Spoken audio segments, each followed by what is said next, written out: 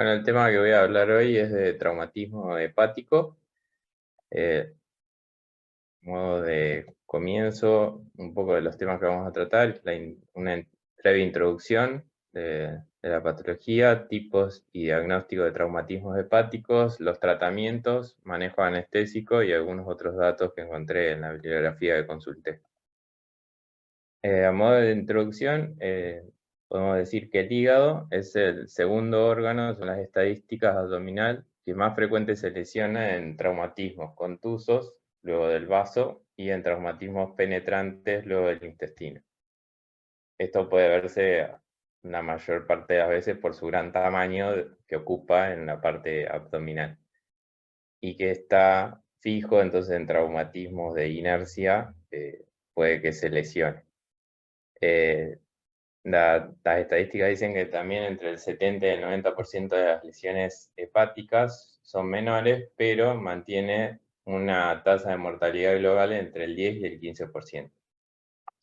Debe sospecharse probable lesión hepática en todo paciente que se ha sometido a un mecanismo de desaceleración brusca, como puede ser un accidente de tránsito o una caída de altura.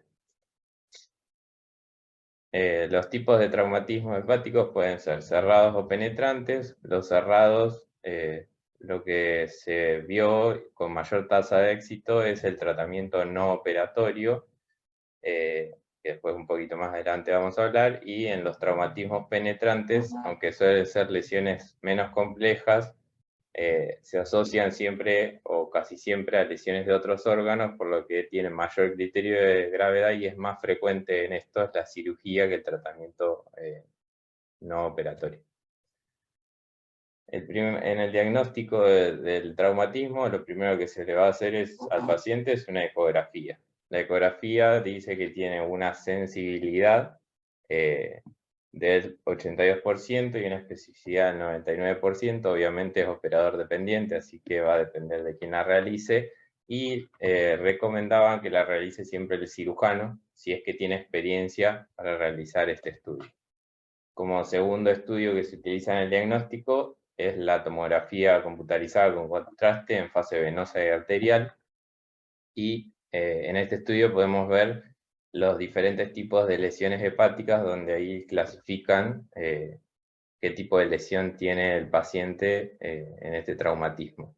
Acá al costado a la izquierda se ve como una representación gráfica de lo que puede producirse, que sería un hematoma, una laceración, una fragmentación o hemorragias.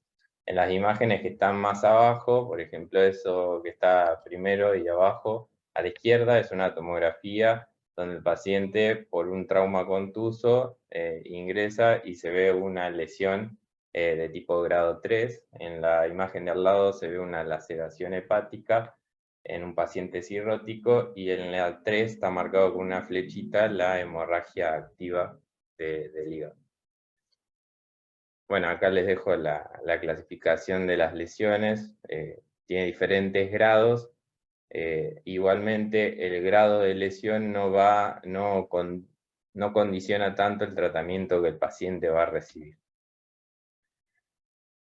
Como dato, decía también la bibliografía que la realización de una laparoscopía diagnóstica es controvertido en estos casos. En los penetrantes y cuando el paciente está estable podría usarse el trayecto por donde penetró el objeto, pero en lo que es contusos está contraindicado, y sobre todo si hay traumatismo de cráneoencefalo concomitante.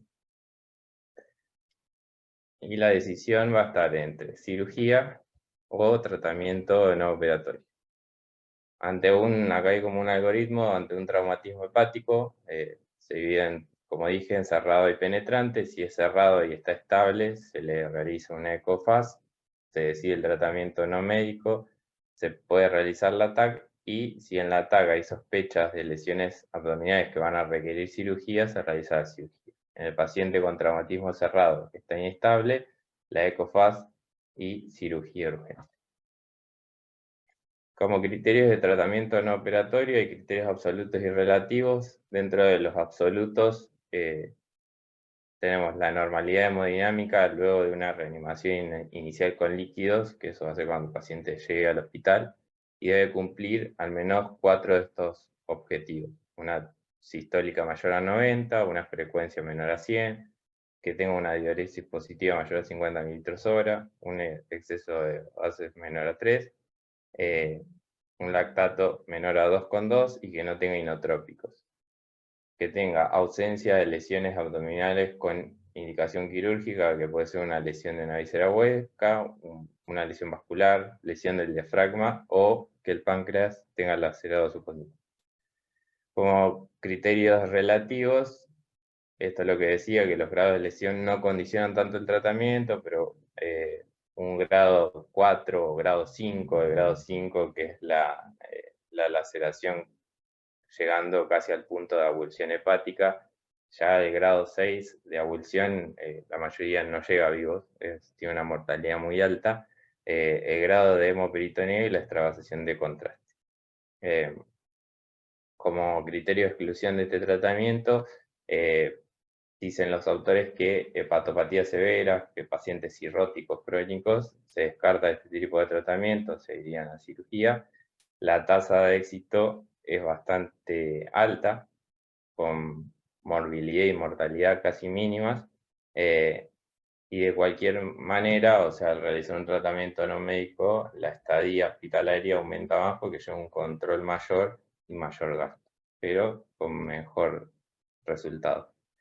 Las claves del procedimiento, siguiendo un poco la temática, es cirugía en paciente inestable. Lo que van a realizar es una cirugía de control de daños. O sea, van a ingresar al paciente a nuestro quirófano para un control del sangrado con un packing temporal y control de la contaminación abdominal, si fue una herida abierta o si hay extravasación de algún líquido. Y eso se dejaría como un abdomen abierto y contenido y va a terapia. Posteriormente, todo lo que sea hepatorrafia, debridamiento, ligar vasos, sacar un pedazo de hígado, hacer una hepatectomía, van a requerir una estabilidad mayor y se van a realizar en otro tiempo. Si está disponible, la embolización es una de las técnicas que se puede usar. Se puede realizar una embolización cuando hay extravasación de contraste que nos indicaría un sangrado arterial. Y el tratamiento no operatorio, como decía, en cualquier grado de lesión hepática se va a intentar inicialmente, siguiendo los criterios que dije antes, que esté estable y demás, y se puede combinar con una embolización posterior, si fracasa este tratamiento. Antes del procedimiento, yendo a lo que nos compete, la anestesia, tratar de averiguar los antecedentes. Esto es medio dificultoso en un paciente traumatizado porque va a estar si está inestable porque llegó a nosotros a la cirugía, va a ser un paciente confuso, difícil de recabar información, pero tratar de recabar la mayor cantidad de información del paciente. Enfermedades asociadas que puede tener, interacciones con medicamentosas que nos pueden producir por sus medicamentos crónicos, con las drogas que vamos a utilizar, saber si tuvo traumatismo del cráneo, si está evaluada la parte cervical, si no tener el cuidado cuando vamos a realizar el manejo de la vía aérea y la movilización del paciente, si hay lesiones pulmonares asociadas. Es muy frecuente que en los politraumas haya lesiones pulmonares asociadas que requieren la colocación de un tubo de tórax, que quizás ya lo trae colocado desde abajo, desde el ingreso, o lo coloquen ahí en el quirófano, como sucedió en una de las últimas guardias que estuve. El electro es importante, según decía la literatura, tener un electro de base.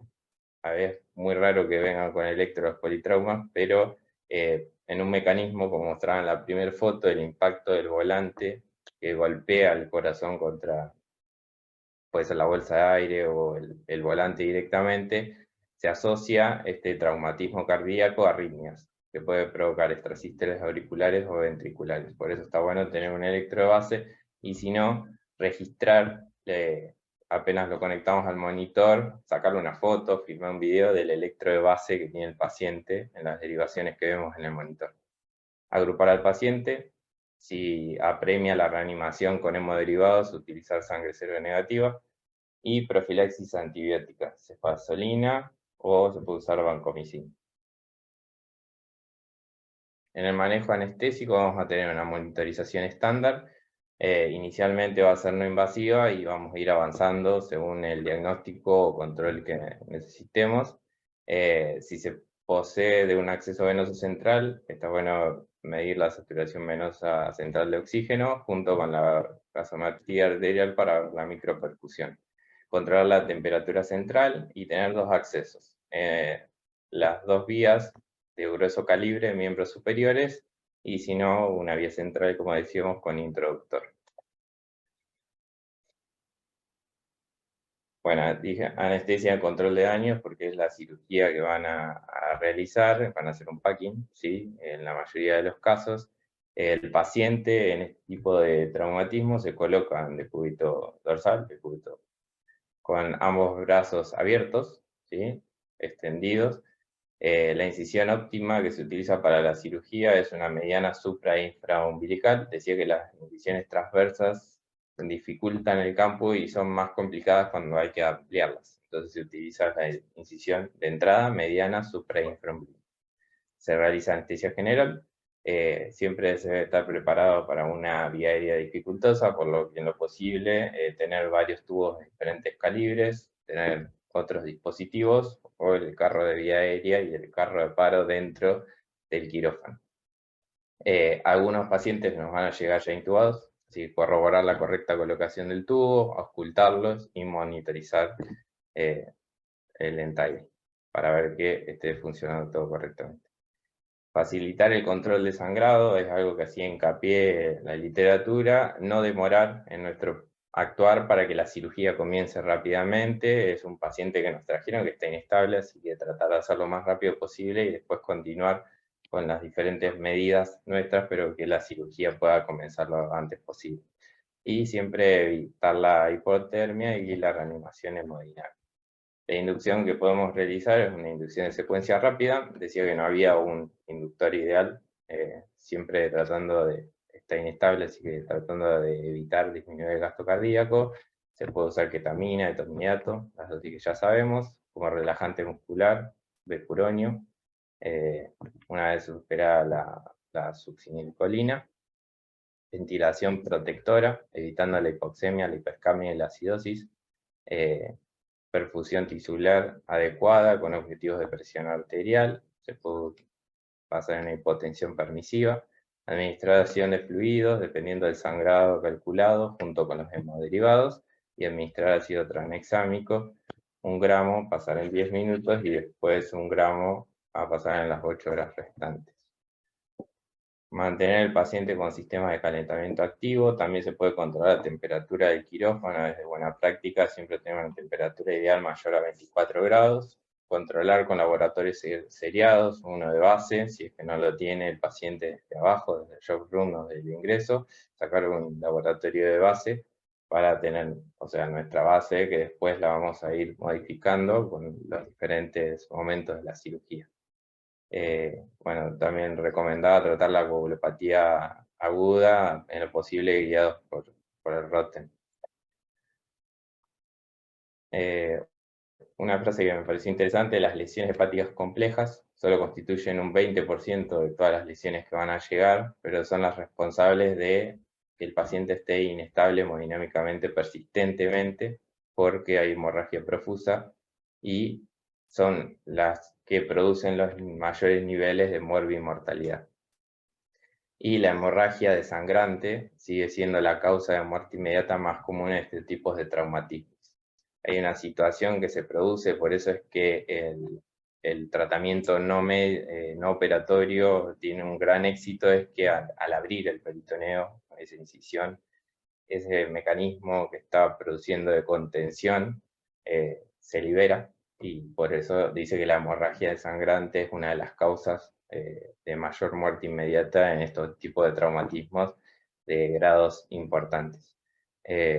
Y que hay que estar atento cuando ese momento se produzca, y siempre comunicación entre el equipo de cirujanos y demás.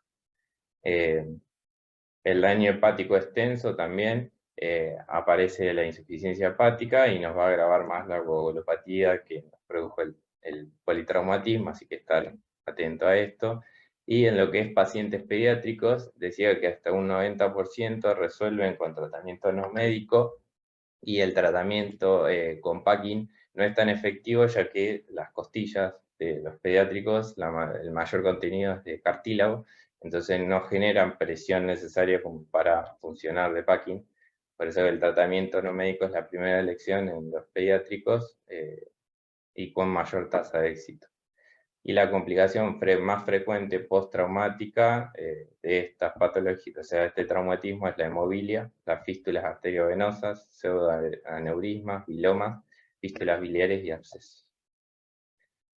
Otra cosa importante y que puede pasar durante la cirugía es que cuando hay lesiones de las venas hepáticas mayores se puede producir entrada de aire y embolia gaseosa.